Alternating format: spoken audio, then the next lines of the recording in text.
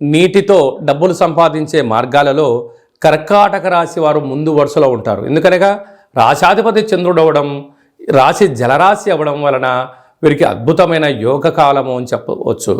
కనుక ఒకవైపు అష్టమ స్థానంలో శని సంచారం ఉంది కనుక మీ జన్మ నక్షత్రం రోజున అష్టమి తిథి, పూర్ణిమ తిథి, అమావాస్య తిథుల యందున దూరావాయు జల ప్రయాణాలు పెట్టుకోకపోవడం, మౌనంగా ఉండడం, శాంతంగా ఉండడం, చేస్తున్న ప్రతి పనిలో ధర్మబద్ధమైనటువంటి భగవంతుడి యొక్క నామస్మరణ మీరు చేయగలిగినట్లయితే అన్నింటా విజయం మీ సొంతం అవడానికి అవకాశాలు ఉన్నాయి.